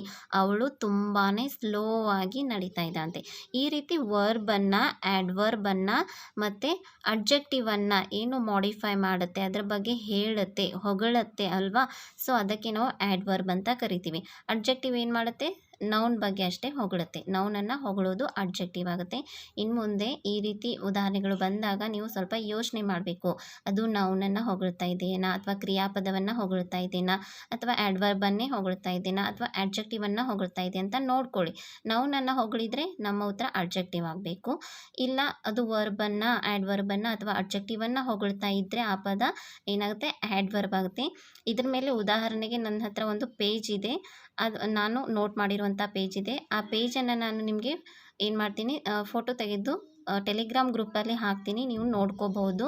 ನಾನು ಹೇಳೋದಕ್ಕಿಂತಲೂ ನೀವು ಒಂದ್ಸಲ ಆ ಫೋಟೋವನ್ನು ನೋಡಿದರೆ ನಿಮ್ಗೆ ಇನ್ನೂ ಚೆನ್ನಾಗಿ ಅರ್ಥ ಆಗುತ್ತೆ ಅಂತ ನಾನು ಭಾವಿಸ್ತೀನಿ. ಈಗ ಅಷ್ಟು ಡೀಪಾಗಿ ಸಪ್ರೇಟ್ ಕ್ಲಾಸ್ ಮಾಡಿ ಆ್ಯಡ್ವರ್ಬ್, ಆಡ್ಜೆಕ್ಟಿವ್ ಇದೆಲ್ಲ ಹೇಳ್ತಾ ಕೂತ್ರೆ ಸಮಯ ತುಂಬ ಬೇಕಾಗುತ್ತೆ. ಅಷ್ಟು ಸಮಯ ನಮ್ಮ ಹತ್ರ ಇಲ್ಲ. ಸೊ ಮೇನ್ ಏನು ಬೇಕು ಅದಷ್ಟು ನೋಡೋಣ. ಸೊ ನಮ್ಮ ಟೆಲಿಗ್ರಾಮ್ ಗ್ರೂಪ್ಗೆ ಜಾಯ್ನ್ ಆಗಿ ಆ ಫೋಟೋವನ್ನು ನಾನು ನಿಮಗೆ ನಾಳೆ ಮಾರ್ನಿಂಗ್ ಏನು ಮಾಡ್ತೀನಿ, ಸೆಂಡ್ ಮಾಡ್ತೀನಿ, ಓಕೆನಾ. ಈಗ ನೆಕ್ಸ್ಟ್ ನಾವು ಚಾರ್ಟ್ ಬಗ್ಗೆ ನೋಡೋಣ. ಅಂದರೆ ಒಂದು ಪಿಕ್ಚರನ್ನು ಕೊಟ್ಟಿದ್ರಲ್ವಾ, ಸೊ ಆ ಪಿಕ್ಚರ್ ಬಗ್ಗೆ ನೋಡೋಣ. ಮತ್ತು ನಾನು ಈಗ ಏನು ಕೀ ಪಾಯಿಂಟ್ಸ್ಗಳನ್ನು ಹೇಳಿದ್ದಲ್ವ, ಯಾವ ರೀತಿ ನಾವು ಟ್ರಿಕ್ಸನ್ನು ಯೂಸ್ ಮಾಡಬೇಕಂತ. ಮೊದಲು ಕ್ವಶನನ್ನು ಓದಿ ನಂತರ ಒಂದು ಪ್ಯಾಸೇಜನ್ನು ಓದೋದು. ಸೇಮ್ ಇದೇ ಟ್ರಿಕ್ಕನ್ನು ನೀವು ಪೋಯಮ್ಗೂ ಕೂಡ ಬಳಸಬೇಕು. ಪೋಯಮ್ಗೂ ಕೂಡ ನಾವು ಅದೇ ಮಾಡಬೇಕು. ಅಲ್ಲಿ ಸ್ವಲ್ಪ ಏನಾಗುತ್ತೆ, ಡೆಪ್ತಾಗಿ ಓದಬೇಕಾಗುತ್ತೆ. ಯಾಕಂದರೆ ಪೋಯಮನ್ನು ಫಸ್ಟ್ ಒಂದು ಕ್ವಶನನ್ನು ಓದಿ, ಫಸ್ಟ್ ಕ್ವಶನನ್ನು ನಂತರ ನೀವು ಫಸ್ಟ್ ಒಂದು ಪೋಯಮನ್ನು ಓದ್ತಿರಲ್ಲ, ಸ್ವಲ್ಪ ಡೀಪಾಗಿ ಓದಬೇಕಾಗತ್ತೆ. ಅದಕ್ಕೆ ನೀವೇನು ಮಾಡಿ, ಯಾವಾಗಲೂ ಕೂಡ ಕನ್ನಡ ಆಯಿತು, ಇಂಗ್ಲೀಷ್ ಆಯಿತು, ಈ ಪ್ಯಾಸೇಜ್ ಮತ್ತು ಪೋಯಮನ್ನು ಕೊನೆಗೆ ಅಟೆಂಪ್ಟ್ ಮಾಡಿ ಪ್ಲೀಸ್. ಕೊನೆಗೆ ಅಟೆಂಪ್ಟ್ ಮಾಡಬೇಕು. ಫಸ್ಟೇ ನೀವು ಇದನ್ನು ಅಟೆಂಪ್ಟ್ ಮಾಡ್ತಾ ಕೂತ್ರೆ ತುಂಬ ಟೈಮ್ ಇದರಲ್ಲೇ ಹೋಗಿಬಿಡುತ್ತೆ. ಅದಕ್ಕೆ ಫಸ್ಟ್ ನೀವೇನು ಮಾಡಿ, ಎಲ್ಲ ಪೆಡಗಾಗಿ ಕ್ವಶನ್ಸ್ಗಳನ್ನು ಬಿಡಿಸಿ, ಎಲ್ಲ ವಿಷಯ ಆದ ನಂತರ ಕೊನೆಗೆ ನೀವು ಈ ಪ್ಯಾಸೇಜ್ ಪೋಯಮನ್ನು ಬಿಡಿಸ್ಲಿಕ್ಕೆ ಬನ್ನಿ. ಈಗ ಚಾರ್ಟನ್ನು ನೋಡೋಣ. Directions. Questions 41 to 45. Read the given picture. Answer the questions that follow by choosing the most appropriate option. ಅಂದರೆ ಅತಿ ಹತ್ತಿರವಾದಂಥ ಆಪ್ಷನನ್ನು ನಾವು ಚೂಸ್ ಮಾಡಬೇಕಾಗುತ್ತೆ. 41 to 45 ಓನ್ಲಿ 5 ಕ್ವಶನ್ಸ್ ಇರುತ್ತೆ. ಕಂಪ್ಲೀಟಾಗಿ ನಾನು ಯಾವ ಒಂದು ಟ್ರಿಕ್ಸನ್ನು, ಯಾವ ಮೆಥಡನ್ನು ನಿಮಗೆ ಹೇಳ್ತಿದ್ದೀನಲ್ವಾ, ಸೊ ಇದೇ ರೀತಿ ನೀವೇನು ಮಾಡಿ, ಪ್ರಾಕ್ಟೀಸ್ ಮಾಡಿ. ನೀವು ಕಂಪ್ಲೀಟಾಗಿ 5ಕ್ಕೆ 5 ಅಂಕಗಳನ್ನು ಪಡಿಲೇಬೇಕು ಆ್ಯಂಡ್ ಪಡಿತೀರಾ ಕೂಡ. ಸೊ ಈಗ ಯಾವ ರೀತಿ ನಾವು ಬಿಡಿಸ್ಬೇಕು ಅನ್ನೋದನ್ನು ನೋಡೋಣವಾ. ಫಸ್ಟ್ ಆಫ್ ಆಲ್ ಎಲ್ಲರೂ ಈ ಒಂದು ಪಿಕ್ಚರ್ ಕ್ವಶನ್ಸ್ಗಳನ್ನು ನೋಡೋ ಮುಂಚೆ ಒಂದು ಕೆಲಸವನ್ನು ಮಾಡಬೇಕು. ಏನಪ್ಪ ಅಂತಂದರೆ, ಇಲ್ಲಿ ನಮಗೆ ಒಂದು ಲೀಸೆಂಡನ್ನು ಕೊಟ್ಟಿದ್ದಾರೆ ನೋಡಿ, ಕೊಟ್ಟಿದ್ದಾರಲ್ವ. ಅಂದರೆ ಈ ಸಿಂಬಾಲ್ ಬಂದಾಗ ಅದಕ್ಕೆ ಏನಂತಾರೆ, ಈ ಸಿಂಬಾಲ್ಗೆ ಏನಂತಾರೆ ಅಂತ ಒಂದು ಚಾರ್ಟನ್ನು ಕೊಟ್ಟಿದ್ದಾರೆ. ಸೊ ನೀವು ಮೊದಲು ಮಾಡಬೇಕಾಗಿರೋದು ಏನು ಅಂತಂದರೆ, ಈ ಸಿಂಬಾಲ್ಗಳು ಎಲ್ಲೆಲ್ಲಿ ಬಂದಿದೆ ಅಲ್ವಾ ಅಲ್ಲೆಲ್ಲ ನೀವು ಬರ್ಕೊಂಡ್ಬಿಡಿ. ಇದು ನಾನು ಮಾಡಿದ್ದು ಎಕ್ಸಾಮ್ನಲ್ಲಿ ನಾನು ಏನು ನಿಮಗೆ ಅನುಸರಿಸಿದ್ದೆ ಅಲ್ವಾ, ಸೇಮ್ ಅದೇ ವಿಧಾನವನ್ನು ಹೇಳ್ತಾ ಇದ್ದೀನಿ. ನಾನು ಇದೆಲ್ಲ ಎಕ್ಸಾಮ್ನಲ್ಲಿ ಬರೆದಂಥದ್ದೇ. ನಾನು ಇದನ್ನು ಇರೇಸ್ ಮಾಡಿ PDF ಮಾಡ್ಬೋದಾಗಿತ್ತು, ಆದರೆ ನಾನು ನಿಮಗೆ ಸೇಮ್ ಅದನ್ನೇ ಹೇಳ್ಕೊಡ್ಬೇಕು ಅನ್ನುವಂತಹ ಉದ್ದೇಶದಿಂದ ನಾನು ಯಾವುದನ್ನು ಇರೇಸ್ ಮಾಡಿಲ್ಲ. ಹಾಗೆ PDF ರೆಡಿ ಮಾಡಿದ್ದೀನಿ. ಸೊ ಈ ರೀತಿ ನೀವೇನು ಮಾಡಿ ಎಲ್ಲ ಬರ್ಕೊಂಡ್ಬಿಡಿ. ಈಗ ನಾನು ನೋಡಿ ಇಲ್ಲಿ ಬರ್ಕೊಂಡಿದ್ದೀನಿ. ಸ್ಟೇಷನ್, ಇದು ಸ್ಟೇಷನ್, ಇಲ್ಲಿ ಕೊಟ್ಟಿದ್ದಾರಲ್ವ ಸ್ಟೇಷನ್, ಇದು ಚರ್ಚ್ ಆಗುತ್ತೆ. ಮತ್ತು ಈ ರೀತಿ ತ್ರಿಕೋನಾಕಾರದ್ದೇನಿದೆ ಕಮ್ಯುನಿಟಿ ಸೆಂಟರ್ ಇದೆ. ಸೊ ಇಲ್ಲಿ ಕಮ್ಯುನಿಟಿ ಸೆಂಟರ್ ಹಾಕಿದ್ದೀನಿ. ಎಕ್ಸ್ ಅಂತ ಇದ್ದಿದ್ದು ಪೊಲೀಸ್ ಆ್ಯಂಡ್ ಫೈರ್ ಇದೆ. ಸೊ P ಆ್ಯಂಡ್ F ಅಂತ ಬರೆದಿದ್ದೀನಿ. ಮತ್ತು ಇದು ಫ್ಲ್ಯಾಗ್ ಇದಿದೇನೋ ಗೌರ್ಮೆಂಟ್ ಸೆಂಟರ್ ಅಂತ ಇದೆ. ಸೊ ಅದನ್ನು ಕೂಡ ಬರ್ಕೊಂಡಿದ್ದೀನಿ. ಮತ್ತು ಇಲ್ಲಿ ಮ್ಯೂಸಿಯಮ್ ಇದೆ, ಮ್ಯೂಸಿಯಮ್ ಕೂಡ ಹಾಕಿದ್ದೀನಿ. ಮತ್ತು ಇಲ್ಲಿ ಫಾರೆಸ್ಟ್ ಇದೆ. ಫಾರೆಸ್ಟ್ ಎಲ್ಲಿದೆ ನೋಡಿ, ಇಲ್ಲಿದೆ ನೋಡಿ ಗಿಡಗಳದ್ದು. ಸೊ ಇದನ್ನು ಫಾರೆಸ್ಟ್ ಅಂತ ನಾನು ಹಾಕಿದ್ದೀನಿ. ಮತ್ತು ಈ ರೀತಿ ಇದ್ದಿದ್ದು ಪಾರ್ಕ್ ಇದೆ, ಇದಂತೂ ಗೊತ್ತಾಗುತ್ತೆ. ಸೊ ಮೊದಲು ನೀವೇನು ಮಾಡಬೇಕು, ಈ ರೀತಿ ಕೊಟ್ಟಾಗ ಇಲ್ಲಿ ಲೀಸನ್ನಲ್ಲಿ ಕೊಟ್ಟಿರುವಂತಹ ಈ ಎಲ್ಲ ಪಾಯಿಂಟ್ಸ್ಗಳನ್ನು ಈ ಚಾರ್ಟ್ನಲ್ಲಿ ನೀವು ಮಾರ್ಕ್ ಮಾಡ್ಕೊಳ್ಳಿ. ಕ್ವಶನನ್ನು ನೋಡಲಿಕ್ಕೆ ಹೋಗಬೇಡಿ. ಫಸ್ಟ್ ಮಾಡಬೇಕಾಗಿರೋದು ಇಷ್ಟು. ಫಾಸ್ಟಾಗಿ ಏನು ಮಾಡಿ, ಯಾವ್ಯಾವ ಚಿಹ್ನೆಗೆ ಯಾವ್ಯಾವ ಹೆಸರನ್ನು ಅಂತಾರಲ್ವ ಫಾಸ್ಟಾಗಿ ಬರ್ಕೊಂಡ್ಬಿಡಿ. ಇಷ್ಟು ಬರ್ಕೊಂಡು ಆದಮೇಲೆ ನೀವು ಕ್ವಶನನ್ನು ನೋಡಬೇಕು. ಮತ್ತು ಇಲ್ಲಿ ಹಾಸ್ಪಿಟಲ್ ಅಂತ ಕೂಡ ಇದೆ ನೋಡಿ. ಮತ್ತು ಇಲ್ಲಿ ನಮಗೆ ದಿಕ್ಕುಗಳ ಬಗ್ಗೆ ಕೂಡ ಕೊಟ್ಟಿದ್ದಾರೆ ಒಂದು ಕ್ವಶನ್. ಸೊ ಅದಕ್ಕೆ ಇವರು ಕೂಡ ಇಲ್ಲೇ ಮಾರ್ಕ್ ಹಾಕಿದ್ದಾರೆ ನೋಡಿ. N ಅಂತಂದ್ರೇನು ಉತ್ತರ, ಕೆಳಗೆ S ಬರುತ್ತೆ ಸೌತ್, ಆಮೇಲೆ ಈ ಕಡೆ ಈಸ್ಟ್ ಬರುತ್ತೆ, ಮತ್ತು ಇಲ್ಲಿ ವೆಸ್ಟ್ ಅಂತ ಬರುತ್ತೆ, ಹೌದಲ್ವಾ. ಸೊ ಈಗ ಕ್ವಶನನ್ನು ನೋಡೋಣ ಯಾವ ರೀತಿ ನಾವು ಬಿಡಿಸ್ಬೇಕು, ಎಷ್ಟು ಈಸಿಯಾಗಿ ಕಡಿಮೆ ಅವಧಿಯಲ್ಲಿ ಬಿಡಿಸೋದಂತ. ಈಗ 41 ಕ್ವಶನ್ ಏನಿದೆ, the train stops on the, train ಎಲ್ಲಿ ಸ್ಟಾಪ್ ಆಗುತ್ತೆ ಅಂತ ಕೇಳ್ತಿದ್ದಾರೆ. ಸೊ ನಮಗೆ ಗೊತ್ತಿದೆ ಟ್ರೈನ್ದೊಂದು ಹಾಳೆಯನ್ನು ನಾವು ಇಲ್ಲಿ ನೋಡಿದ್ದೀವಿ, ಹೌದಲ್ವಾ. ಹಾಗಾದರೆ ಟ್ರೈನ್ ಎಲ್ಲಿ ಸ್ಟಾಪ್ ಆಗುತ್ತೆ, ಈಗ ನಾವು ಆಪ್ಷನ್ಸ್ ಮೂಲಕ ಎಲಿಮಿನೇಟ್ ಮಾಡೋದಾದರೆ ಸೆಂಟರ್ ಡ್ರೈವ್ ಅಂತ ಕೊಟ್ಟಿದ್ದಾರೆ. ಸೆಂಟರ್ ಡ್ರೈವ್ ಇಲ್ಲಾಗುತ್ತೆ, ಇಲ್ಲೇನು ಟ್ರೈನ್ ಸ್ಟಾಪ್ ಆಗುತ್ತಾ, ಇಲ್ಲ. ಥರ್ಡ್ ಸ್ಟ್ರೀಟ್ ಅಂತ ಕೊಟ್ಟಾರೆ, ಥರ್ಡ್ ಸ್ಟ್ರೀಟ್ ಇಲ್ಲಿದೆ, ಸೊ ಇಲ್ಲಿ ಟ್ರೈನ್ ಸ್ಟಾಪ್ ಆಗಲ್ಲ, ಇದು ಕೂಡ ಅಲ್ಲ. ಸೆಕೆಂಡ್ ಸ್ಟ್ರೀಟ್ ಅಂತ ಇದೆ, ಇಲ್ಲಿ ಸೆಕೆಂಡ್ ಸ್ಟ್ರೀಟ್ ಇದೆ, ಸೊ ಇದು ಕೂಡ ಆಗಲ್ಲ. ಹಾಗಾದರೆ ನಮ್ಮ ಉತ್ತರ ಏನು, ಮಾರ್ಕೆಟ್. ಇಲ್ಲಿ ನೋಡಿ ಮಾರ್ಕೆಟ್ ಇದೆ, ಮಾರ್ಕೆಟ್ ಸ್ಟ್ರೀಟ್ ಹತ್ರನೇ ಟ್ರೈನ್ ಒಂದು ಸ್ಟಾಪ್ ಆಗುತ್ತಲ್ವ. ಸೊ ಈ ರೀತಿಯಾಗಿ ನಾವು ಆಪ್ಷನ್ಸ್ನ ಎಲಿಮಿನೇಟ್ ಮಾಡಬೇಕು. ನಾನು ಪ್ರತಿ ಸೆಷನ್ನಲ್ಲಿಯೂ ಕೂಡ ನಿಮಗೆ ಈ ಎಲಿಮಿನೇಟ್ ಮಾಡುವಂಥ ವಿಧಾನವನ್ನೇ ಹೇಳ್ತೀನಿ, ಯಾಕಂದರೆ ನನಗಂತೂ ಇದು ತುಂಬಾ ಸುಲಭವಾದಂಥ ವಿಧಾನ ಆಗಿಬಿಟ್ಟಿದೆ. ಈ ರೀತಿಯಾಗಿ ಮಾಡೋದ್ರಿಂದನೇ ನಾವು ಆರಾಮಾಗಿ ಅಂಕಗಳನ್ನು ಗಳಿಸ್ಕೊಳ್ಬೋದು. ಓಕೆ, ಸೊ ಈಗ ನಮಗೆ ಈ ಉತ್ತರ ಸಿಕ್ತು. 42 question, if you are at the junction of the third street and the market street, the museum is in the corner. ಅಂತಂದರೆ ಇಲ್ಲಿ ನಾವು ಒಂದು ಜಂಕ್ಷನಲ್ಲಿ ನಿಂತಿದ್ದೀವಿ, ಇಲ್ಲಿ. ಸೊ ಯಾವುದು ಥರ್ಡ್ ಸ್ಟ್ರೀಟ್ ಮತ್ತು ಮಾರ್ಕೆಟ್ ಸ್ಟ್ರೀಟ್, ಇಲ್ಲಿ ಕಾರ್ನರ್ಗೆ ಏನಿದೆ ಅಂತ ಹೇಳಿದ್ದಾರೆ, ಮ್ಯೂಸಿಯಂ ಇದೆ ಅಂತ ಹೇಳಿದ್ದಾರೆ. ಸೊ ಹಾಗಾದರೆ ನಾವು ಯಾವ ದಿಕ್ಕಿಗೆ ನಿಂತಿದ್ದೀವಿ ಅಂತ ಕೇಳ್ತಾ ಇದ್ದಾರೆ. ಇಲ್ಲ, ಈಗ ನಮಗೆ ಮೊದಲನೇದು ಏನು ಗೊತ್ತಿರಬೇಕು, ದಿಕ್ಕುಗಳ ಬಗ್ಗೆ ಗೊತ್ತಿರಬೇಕು. ಸೊ ಈ ರೀತಿ ಮಾರ್ಕ್ ಮಾಡಿ. ಈಗ ಇಲ್ಲಿ ಆಲ್ರೆಡಿ ನಮಗೆ ಕೊಟ್ಟಿದ್ದಾರೆ ನಾರ್ತ್ ಅಂತ ಉತ್ತರ. ಸೊ ಕೆಳಗೆ ಬರುವುದು ಸೌತ್, ಈ ಕಡೆ ಬರುವುದು ಈಸ್ಟ್, ಇಲ್ಲಿ ಬರುವುದು ಯಾವುದು ವೆಸ್ಟ್ ಆಗುತ್ತೆ. ಈಸ್ಟ್, ವೆಸ್ಟ್, ನಾರ್ತ್, ಸೌತ್, ಈ ರೀತಿ ನೀವು ನೆನ್ಪಿಟ್ಕೊಳ್ಬೇಕಾಗತ್ತೆ. ಈಗ ನಾವಿಲ್ಲಿ ಕಾರ್ನರ್ಗೆ ನಿಂತಿದ್ದೀವಿ ಅಂತ ಅಂದರೆ ಇದೇನಾಯಿತು, ಕೆಳಗಡೆ ಬರುವಂಥದ್ದು ಏನಾಯಿತು, ಸೌತ್. ಈಗ ಇಲ್ಲಿ ನಾವು ನಿಂತಿದ್ದೀವಿ, ಹೌದಲ್ವಾ, ಇಲ್ಲಿ ನಿಂತಿದ್ದೀವಿ ಅಂತಂದರೆ ಇಲ್ಲಿ ನಮಗೆ ಮ್ಯೂಸಿಯಂ ಇದೆ. ಓಕೆ, ಇಲ್ಲಿ ಮ್ಯೂಸಿಯಂ ಇದೆ, ಕೆಳಗಡೆ ಏನು ಬಂತು, ಸೌತ್ ಅಂತ ಬಂತು, ಹೌದು ತಾನೆ. ಸೊ ಹಾಗಾದರೆ ಆಪ್ಷನಲ್ಲಿ ಸೌತ್ ಎಲ್ಲಿದೆ, ಆಪ್ಷನ್ 2 ಅಲ್ಲಿ ಸೌತ್ ಇದೆ, ಆಪ್ಷನ್ 4 ಅಲ್ಲಿಯೂ ಕೂಡ ಸೌತ್ ಇದೆ. ಈ ಎರಡನ್ನು ಡಿಲೀಟ್ ಮಾಡಿಬಿಡಿ. ಓಕೆ, ಈಗ ಇದು ಸೌತ್ ಆಯಿತು. ಇನ್ನು ಈ ಕಡೆ ಹೋಗಬೇಕಂತ ಇಲ್ಲಿ ಮಾರ್ಕೆಟ್ ಸ್ಟ್ರೀಟ್ ಸೈಡ್ ಹೋದರೆ ಇಲ್ಲಿ ಯಾವ ಒಂದು ದಿಕ್ಕು ಬಂತು, ವೆಸ್ಟ್ ಬಂತು, ಹೌದಲ್ವಾ. ಹಾಗಾದರೆ ವೆಸ್ಟ್ ಯಾವ ಆಪ್ಷನ್ನಲ್ಲಿದೆ, ಸೆಕೆಂಡ್ ಆಪ್ಷನ್, ಸೌತ್ ವೆಸ್ಟ್ ಅಂತ ಇದೆ, ಹೌದು ತಾನೇ. ಸೊ ಹಾಗಾದರೆ ನಮ್ಮ ಉತ್ತರ ಯಾವುದಾಯಿತು, ಆಪ್ಷನ್ ಸೆಕೆಂಡ್, ಸೌತ್ ವೆಸ್ಟ್. ಈ ರೀತಿ ನಾವು ಮಾರ್ಕ್ ಮಾಡ್ಕೋಬೇಕು. ನಾನು ಮಾರ್ಕ್ ಮಾಡಿದ್ದೆ ನೋಡಿಲ್ಲ ಎಕ್ಸಾಮ್ನಲ್ಲಿ ಹೇಗೆ ಪೆನ್ಸಿಲ್ನಿಂದ ಎಲ್ಲವನ್ನು ನಾನು ಮಾರ್ಕ್ ಮಾಡಿದ್ದೆ. ಇದೇ ರೀತಿಯಾಗಿ ನೀವು ಪೆನ್ಸಿಲ್ನಿಂದ ಎಲ್ಲ ಮಾರ್ಕ್ ಮಾಡಿಕೊಂಡು ನಂತರವನ್ನು ನೀವು ಉತ್ತರವನ್ನು ಬಿಡಿಸ್ತಾ ಹೋಗಿ, ತುಂಬಾ ಈಸಿ ಆಗುತ್ತೆ. ಇನ್ನು 43 question, the market street has a, market street ಎಲ್ಲಿದೆ ಅಂತ ಕೇಳ್ತಾ ಇದ್ದಾರೆ. ಈಗ ಆಪ್ಷನ್ಸ್ನ ಡಿಲೀಟ್ ಮಾಡೋದ್ರ ಮೂಲಕ ಹೇಗೆ ಕಂಡುಹಿಡಿಯೋದು ಅಂತ ನೋಡೋಣವಾ. ಈಗ ಫಸ್ಟ್ ಆಪ್ಷನ್ ಇದೆ ಗೌರ್ಮೆಂಟ್ ಸೆಂಟರ್ ಅಂತ ಇದೆ. ಗೌರ್ಮೆಂಟ್ ಸೆಂಟರ್ ಎಲ್ಲಿದೆ ನಮ್ಮದು, ಇಲ್ಲಿದೆ ನೋಡಿ, ಇಲ್ಲಿದೆ. ಆದರೆ ಇದಕ್ಕೂ ಮಾರ್ಕೆಟ್ ಸ್ಟ್ರೀಟ್ಗೂ ಎಷ್ಟು ದೂರ ಆಯ್ತಲ್ವಾ, ಸೊ ಇದು ನಮ್ಮ ಉತ್ತರ ಆಗಲ್ಲ. ಸೆಕೆಂಡ್ ಏನಿದೆ, ಹಾಸ್ಪಿಟಲ್ ಅಂತ ಇದೆ. ಸೊ ಹಾಸ್ಪಿಟಲ್ ನೋಡಿ, ಅದು ಇಲ್ಲಿದೆ. ಇದಕ್ಕೂ ಎಷ್ಟು ದೂರ ಆಯಿತು, ಇದೇನು ಇದರ ಹತ್ತಿರ ಆಯಿತಾ, ಇದು ಕೂಡ ನಮ್ಮ ಉತ್ತರ ಆಗಲ್ಲ. ಇನ್ನು ಯಾವುದಿದೆ, ಥರ್ಡ್ ಒನ್ ಕಮ್ಯುನಿಟಿ ಸೆಂಟರ್ ಅಂತ ಇದೆ. ಸೊ ಕಮ್ಯುನಿಟಿ ಸೆಂಟರ್ ಎಲ್ಲಿದೆ ನೋಡಿ, ಇಲ್ಲಿದೆ. ಅಂದರೆ ಇದೇ ರೋಡು, ಈ ರೋಡ್ ಎಲ್ಲ ಫುಲ್ ಏನಿದೆ ಅಲ್ವಾ, ಇದು ಮಾರ್ಕೆಟ್ ಸ್ಟ್ರೀಟನೇ, ಮಾರ್ಕೆಟ್ ರೋಡ್ ಆಗುತ್ತೆ. ಸೊ ನಮ್ಮದು ಕಮ್ಯುನಿಟಿ ಸೆಂಟರ್ ಇಲ್ಲಿದೆ. ಮತ್ತೊಂದು ಫೋರ್ತ್ ಆಪ್ಷನ್ ಫಾರೆಸ್ಟ್ ಅಂತ ಕೊಟ್ಟಿದ್ದಾರೆ. ಫಾರೆಸ್ಟ್ ಇಲ್ಲಿದೆ, ಇದು ತುಂಬ ದೂರ ಆಯಿತು. ಹಾಗಾದರೆ ನಮ್ಮ ಉತ್ತರ ಯಾವುದಾಯಿತು, ಕಮ್ಯುನಿಟಿ ಸೆಂಟರ್. ಅಂದರೆ ಕಮ್ಯುನಿಟಿ ಸೆಂಟರಲ್ಲಿಯೇ ಏನು ಮಾರ್ಕೆಟ್ ಸ್ಟ್ರೀಟ್ ಇದೆ ನೋಡಿ. ಆಪ್ಷನ್ ಥರ್ಡ್ ನೋಡಿ, option third is the right answer. The market street has a community centre. ಈ ರೀತಿ ನಾವು ಉತ್ತರವನ್ನು ಹುಡುಕಬೇಕು. 44th question, the symbol. ಈ ಒಂದು ಸಿಂಬಾಲನ್ನು ಕೊಟ್ಟಿದ್ದಾರೆ. ಈ ಸಿಂಬಾಲ್ ಏನು ಇಂಡಿಕೇಟ್ ಮಾಡುತ್ತೆ ಅಂತ ಕೇಳಿದ್ದಾರೆ. ಇದಂತೂ ಈಸಿ ಇದೆ ಹೌದಲ್ವಾ, ರೈಲ್ವೆ ಹಳಿ ಅಂತ ನಾವು ಕರಿತೀವಿ. ಸೊ ರೈಲ್ವೆ ಟ್ರ್ಯಾಕ್ ಅಂದರೆ option 1 is the right answer. ಇನ್ನು 45 ಕ್ವಶನ್ ನೋಡೋಣ. The community centre is dash the police and fire station. ಅಂದರೆ ಕಮ್ಯುನಿಟಿ ಸೆಂಟರ್, ಇಲ್ಲಿ ನಾವು ಈ ಒಂದು ಕರೆಕ್ಟ್ ಆದಂತಹ ಪ್ರಿಪೋಸಿಷನ್ಸ್ನ ಅಥವಾ ಕಂಜಂಕ್ಷನ್ ಈ ರೀತಿ ಕೊಟ್ಟಿರ್ತಾನೆ, ಅದನ್ನು ಫಿಲಪ್ ಮಾಡಬೇಕಾಗುತ್ತೆ. ಇಲ್ಲಿ community centre the police and fire ಸ್ಟೇಷನ್ನ ಬಿಟ್ವೀನ್, ನಡುವೆ ಇದೆನಾ, ಅದರ ಅಪೋಸಿಟ್ ಇದೆನಾ, ಅಥವಾ ಅದರ ಇನ್ ಫ್ರಂಟ್ ಆಫ್ ಇದೆನಾ, ಅದರ ಮುಂದೆನೇ ಇದೆನಾ, ಅಥವಾ ಅದರ ನೆಕ್ಸ್ಟ್ ಇದೆನಾ ಅನ್ನೋದನ್ನು ನಾವು ನೋಡಬೇಕಾಗುತ್ತೆ. ಸೊ ಈಗ ನಾವು ಒಂದು ಆ ಚಾರ್ಟ್ಗೆ ಹೋಗಿ, ಪಿಕ್ಚರ್ಗೆ ಹೋಗಿ ನೋಡೋಣ ಕಮ್ಯುನಿಟಿ ಸೆಂಟರ್ ಎಲ್ಲಿದೆ ಅಂತ. ಇಲ್ಲಿ ನೋಡಿ, ಕಮ್ಯುನಿಟಿ ಸೆಂಟರ್ ಎಲ್ಲಿದೆ, ಇಲ್ಲಿದೆ. ಏನು ಆದಮೇಲೆ ಇದೆ, ಇಲ್ಲಿ ನಾನು P ಆ್ಯಂಡ್ F ಅಂತ ಹಾಕಿದ್ದೇನವಾ, ಪೊಲೀಸ್ ಆ್ಯಂಡ್ ಫೈರ್ ಸೆಂಟರ್. ಅದು ಪೊಲೀಸ್ ಆ್ಯಂಡ್ ಫೈರ್ ಸೆಂಟರ್ ಆದಮೇಲೆ ಅಂದರೆ ಏನು ಬರುತ್ತೆ, ಇಲ್ಲಿ ನೆಕ್ಸ್ಟ್ 2 ಬರುತ್ತಲ್ವಾ, ಹೌದು ತಾನೆ, ನೆಕ್ಸ್ಟ್ 2 ಬರುತ್ತೆ. ಅಂದರೆ police and fire next to community centre ಇದೆ. ಸೊ ಈಗ ಪ್ರಶ್ನೆಗೆ ಹೋಗೋಣ ನಾವು.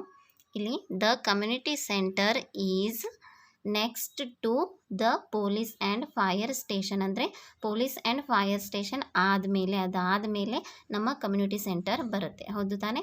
ಸೊ ಹಾಗಾಗಿ ಇಲ್ಲಿ ಆಪ್ಷನ್ ಬಿ ಇದು ಸರಿ ಉತ್ತರ ಆಗಿದೆ. ಇದರಲ್ಲಿ ಬರುವಂತಹ ಪೆಡಗಾಗಿ ಕ್ವಶನ್ಸ್ನ ನಾನು ಆಲ್ರೆಡಿ ಡಿಸ್ಕಸ್ ಮಾಡಿದ್ದೀನಿ.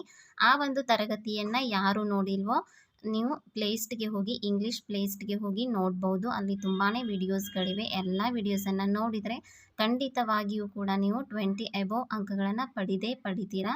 ಹಾಗೆ ಈಗ ನಿಮಗೆ ಅರ್ಥ ಆಯಿತು ಅಂತ ಅನ್ಕೋತೀನಿ, ಯಾವ ರೀತಿ ನಾವು ಪ್ಯಾಸೇಜನ್ನು ಬಿಡಿಸ್ಬೇಕು, ಹಾಗೆ ಈ ಪಿಕ್ಚರನ್ನು ಹೇಗೆ ಬಿಡಿಸ್ಬೇಕು ಅಂತ ಗೊತ್ತಾಯ್ತಲ್ವಾ.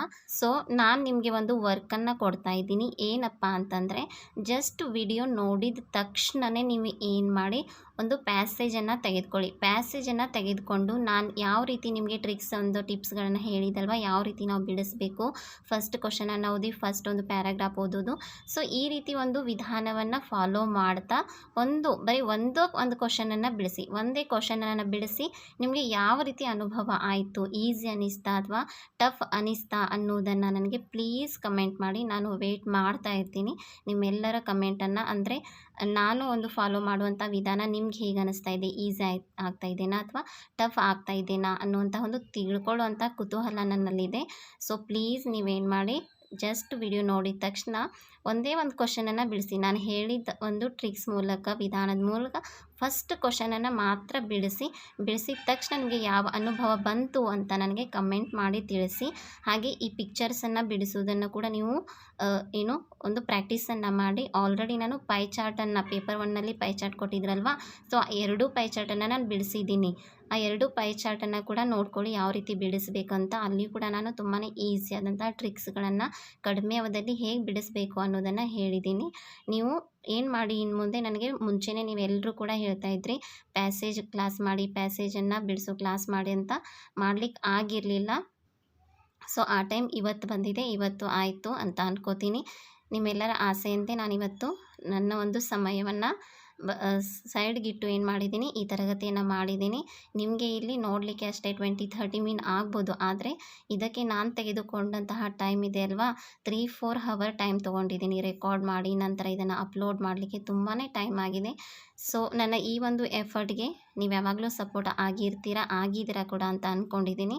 ಸೊ ವಿಡಿಯೋ ಹೇಗೆ ಅನಿಸ್ತು, ಇಷ್ಟ ಆಯ್ತಾ ಇಲ್ವಾ ಅನ್ನೋದನ್ನು ಕಮೆಂಟ್ ಮೂಲಕ ತಿಳಿಸಿ. ಮತ್ತು ವಿಡಿಯೋನ ಮರೀದೆ ಲೈಕ್ ಮಾಡಿ, ಪ್ಲೀಸ್ ಲೈಕ್ ಮಾಡಿ. ಹಾಗೆ ವಿಡಿಯೋನ ಶೇರ್ ಮಾಡಿ. ಮತ್ತು ಹೊಸದಾಗಿ ನಮ್ಮ ಚಾನಲ್‌ನ ಯಾರೆಲ್ಲ ನೋಡ್ತಾ ಇದ್ದೀರೋ ಸೊ ಹೋಗಿಬಿಟ್ಟು ಸಬ್ಸ್ಕ್ರೈಬ್ ಮಾಡ್ಕೊಳ್ಳಿ. ಬೆಲ್ ಬಟನ್ ಒತ್ತುವುದರ ಮೂಲಕ ನಮ್ಮ ಜೊತೆ ಯಾವಾಗಲೂ ನೋಟಿಫೈ ಆಗಿರಿ. ಮತ್ತು ಇಂಗ್ಲೀಷ್ ಪೇಪರ್ಗೆ ಯಾರೂ ಕೂಡ ಭಯ ಬೀಳಬೇಡಿ. ಸೊ ನಾನು ಹೇಗೆ ಈ ಒಂದು ವಿಧಾನಗಳನ್ನು ಹೇಳಿದ್ದೀನಲ್ವ, ಈ ರೀತಿ ಫಾಲೋ ಮಾಡಿ ನೀವೇನಾದರೂ ಬಿಡಿಸಿದ್ದೆ ಆದರೆ ಆರಾಮಾಗಿ ನೀವು 20+ ತೆಗೆದುಕೊಂಡೇ ಕೊಳ್ತೀರಾ. ಈಗ ನಮಗೆ ಪ್ಯಾಸೇಜಲ್ಲಿ 1 ಅಂಕ ಹೋದರೂ ಕೂಡ 4 ಆಯಿತು. ಓಕೆ, ಪೋಯಮಲ್ಲಿ 2 ಅಂಕ ಹೋದರೂ 3 ಆಯಿತು. ಆಮೇಲೆ ಈ ಚಾರ್ಟಲ್ಲಿ ಮಾತ್ರ ನನಗೆ 5 ಅಂಕ ಬೇಕೇ ಬೇಕು, ಬಿಕಾಸ್ ಅಷ್ಟು ಈಸಿ ಇರುತ್ತೆ. ಹೌದಲ್ವಾ? ಅಷ್ಟು ಈಸಿ ಇರುತ್ತೆ. ಈಗ ಎಷ್ಟಾಯಿತು ಟೋಟಲ್? 12 ಆಯಿತು. ಮತ್ತು ಪೆಡಗಾಗಿ ಅಂತೂ ಆಲ್ರೆಡಿ ತುಂಬಾ ಕ್ಲಾಸ್ ಮಾಡಿದ್ದೀನಿ, ಇನ್ನೂ ಕೂಡ ಮಾಡ್ತೀನಿ. ಅದರಲ್ಲಿ ನಿಮಗೆ 15ನಲ್ಲಿ ಒಂದು 3, 4 ಹೋದರೂ ಕೂಡ ಒಂದು ಅದ್ಮಾಸಾಗಿ 10 ಅಂತಲೇ ತೊಗೊಳ್ಳೋಣ. ಓಕೆ, ಜಾಸ್ತಿ ಬೇಡ. ಓಕೆ, 10 ಅಂತಲೇ ತೊಗೊಂಡ್ರು 22 ಆಗುತ್ತೆ. 22 ಏನು ಕಡಿಮೆನಾ? ಇದು ಹೆಚ್ಚೇ ಅಲ್ವಾ? ಸೊ ಈ ರೀತಿಯಾಗಿ ನೀವು ಬಿಡಿಸ್ತಾ ಹೋಗಿ ಇಂಗ್ಲೀಷನ್ನು ಸುಲಭ ಮಾಡ್ಕೊಳ್ಳಿ. ಮತ್ತು ಎಕ್ಸಾಮ್ ಬರೋವರೆಗೂ ಒಂದು 5 ಪ್ಯಾಸೇಜನ್ನಾದರೂ ಬಿಡಿಸಿ. ಪ್ಲೀಸ್ ರಿಕ್ವೆಸ್ಟ್ ಮಾಡ್ಕೋತಿದ್ದೀನಿ, 5 ಪ್ಯಾಸೇಜನ್ನಾದರೂ ನೀವು ಬಿಡಿಸಲೇಬೇಕು. ಆಗಲೇ ನಿಮಗೆ ಟೈಮನ್ನು ಯಾವ ರೀತಿ ಕನ್ಸ್ಯೂಮ್ ಮಾಡಬೇಕು, ಕಡಿಮೆ ಅವಧಿಯಲ್ಲಿ ಹೇಗೆ ಬಿಡಿಸಬೇಕು ಅನ್ನುವಂಥ ಒಂದು ಟ್ರಿಕ್ ಹೊಳೆಯುತ್ತೆ. ಫಸ್ಟ್ ಡೇ ಏನು ಮಾಡಿ, ಒಂದು ಟೈಮ್ ಹಚ್ಚಿ ಫಸ್ಟ್ ಒಂದು ಪ್ಯಾಸೇಜನ್ನು ಬಿಡಿಸಿ. ಎಷ್ಟು ಟೈಮಲ್ಲಿ ಆಗುತ್ತೆ ನೋಡಿ. ಸೆಕೆಂಡ್ ಡೇ ಮತ್ತೆ ಟೈಮ್ ಹಚ್ಚಿ ಮತ್ತೆ ಬಿಡಿಸಿ. ಆಗ ಸ್ವಲ್ಪ ನೀವು ಫಾಸ್ಟಾಗಿ ಬಿಡಿಸಬೇಕು. ಥರ್ಡ್ ಡೇ ಮತ್ತೆ ಫಾಸ್ಟಾಗಿ ಬಿಡಿಸಬೇಕು. ಇದೇ ರೀತಿ ಮಾಡ್ತಾ ನೀವು ಕಡಿಮೆ ಅವಧಿಯಲ್ಲಿ ಈ ಒಂದು ಪ್ಯಾಸೇಜನ್ನು ಬಿಡಿಸ್ಲಿಕ್ಕೆ ಪ್ರಯತ್ನವನ್ನು ಮಾಡಬೇಕು. ನಾನು ಈ ಒಂದು ಟ್ರಿಕ್ಸನ್ನು ಏನು ಹೇಳಿದ್ದೀನಿ ಇದನ್ನೇ ನೀವು ಸೇಮ್ ಟು ಸೇಮ್ ಕನ್ನಡದಲ್ಲಿಯೂ ಕೂಡ ಅನ್ವಯಿಸ್ಕೊಳ್ಬೇಕಾಗುತ್ತೆ. ಸೇಮ್ ಇದೇ ರೀತಿಯೇ ಕನ್ನಡದಲ್ಲಿಯೂ ಕೂಡ ಮಾಡಿ. ಅಲ್ಲಿಯೂ ಕೂಡ ನೀವು ಫಸ್ಟ್ ಕ್ವಶನನ್ನು ನೋಡಿ, ಫಸ್ಟ್ ಪ್ಯಾರಾಗ್ರಾಫನ್ನು ನೋಡಿ, ಸೆಕೆಂಡ್ ಕ್ವಶನನ್ನು ನೋಡಿ, ಸೆಕೆಂಡನ್ನು ನೋಡಿ. ಈ ರೀತಿ ಮಾಡ್ತಾ ಹೋಗೋದ್ರಿಂದ ನಿಮಗೆ ಟೈಮ್ ಕೂಡ ಉಳಿಯುತ್ತೆ. ಆಮೇಲೆ ಉತ್ತರ ಕೂಡ ನಮಗೆ ಫಾಸ್ಟಾಗಿ ಸಿಕ್ಬಿಡುತ್ತೆ. ಸೊ ಈ ವಿಡಿಯೋ ಹೇಗೆ ಅನ್ನಿಸ್ತು ಅಂತ ಕಮೆಂಟ್ ಮಾಡ್ತೀರಾ ಅಂತ ಅಂದ್ಕೊಂಡಿದ್ದೀನಿ. ಮತ್ತು ನಾನು ಕೊಟ್ಟಂತಹ ವರ್ಕನ್ನು ಕೂಡ ಮಾಡಿ. ಹಾಗೆ ವಿಡಿಯೋ ಇಷ್ಟ ಆದರೆ ಪ್ಲೀಸ್ ಲೈಕ್ ಮಾಡಿ, ಮರೀದೆ ಶೇರ್ ಮಾಡಿ. ನಿಮ್ಮ ಎಲ್ಲ ಸ್ನೇಹಿತರಿಗೂ ಕೂಡ ಶೇರ್ ಮಾಡಿ, ಎಲ್ಲರಿಗೂ ಕೂಡ ಹೆಲ್ಪ್ ಮಾಡಿ. ಮತ್ತು ಹೊಸದಾಗಿ ಯಾರೆಲ್ಲ ನೋಡ್ತಾ ಇದ್ದೀರೋ ನಮ್ಮ ಚಾನಲ್ನ ಸಬ್ಸ್ಕ್ರೈಬ್ ಮಾಡ್ಕೊಳ್ಳಿ. ಬೆಲ್ ಬಟನ್ ಒತ್ತುವುದರ ಮೂಲಕ ನಮ್ಮ ಜೊತೆ ಯಾವಾಗಲೂ ನೋಟಿಫೈ ಆಗಿರಿ ಅಂತ ಹೇಳ್ತಾ ಕ್ಲಾಸನ್ನು ಮುಗಿಸ್ತೀನಿ. Thank you so much all of you.